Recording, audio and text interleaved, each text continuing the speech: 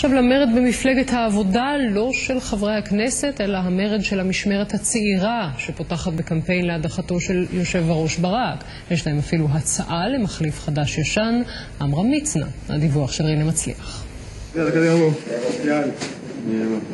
חברי המשמרת הצעירה של העבודה לא היו זקוקים לעוד סקר כדי להבין עד כמה חמור מצבה של מפלגתם. השבוע הם מגייסים כוחות ויוצאים בקמפיין. הכותרת, ברק לא מתאים לעבודה. איפה הרכב השני? יאללה, לעבודה.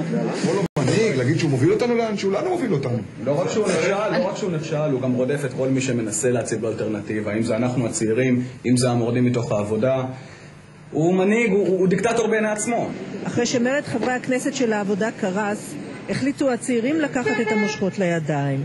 הם לא מסתירים שהכוונה שלהם היא פשוט להדיח את היושב ראש. נהיה בכל מקום, נעשה מה שאפשר כדי שאהוד ברק לא יהיה במפלגת העבודה, ותנועת העבודה ומפלגת העבודה ישקמו את עצמם. הוא בא, אמור לייצג אג'נדה ותפיסת עולם ערכית של סוציאל דמוקרטים, של שמאל. הוא היום מקשר את השרץ.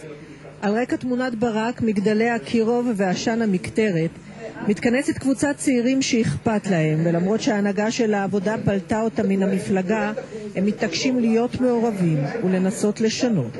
מישהו סגר את הקופסה הזאת שנקראת מפלגת העבודה, ובאופן שבו הוא עשה את זה, אי אפשר לשחרר את הנעילה הזאת, לכן המאבק, הקרב עובר לציבור.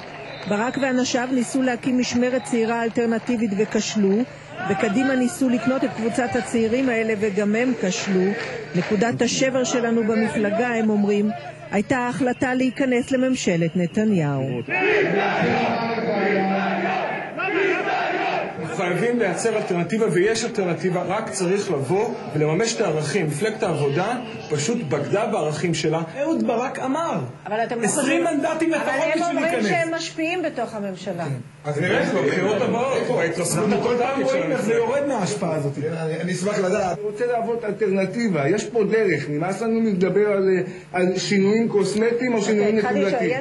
חברי המשמרת הצעירה, כמו גם פעילים אחרים במפלגה, נפגשו לאחרונה עם עמרם מצנע והציעו לו לחזור ולהתמודד על ראשות המפלגה. מצנע לא השיב עדיין, לעומת זאת חברים צעירים אחרים מצטרפים, לא למפלגה, אלא לתנועה, הם אומרים. אני מקווה שעובר המסר שאנחנו כועסים. אנחנו מדברים פה מתוך כעס אמיתי, שמספיק כבר עם העבודה בעיניים, והוא אמר תנועת העבודה, מפלגת העבודה זה ניואנסים שאפשר לזלזל בהם, אבל תנועת העבודה זה תנועה שיש לה ערכים אמיתיים. אז כשמקשיבים לצעירים האלה מבינים שאולי בכל זאת מוקדם מדי להספיד את מפלגת העבודה. יש תגובה של מפלגת העבודה, מדובר בקומץ לא רלוונטי שלא מקבל את הכרעת מוסדות העבודה.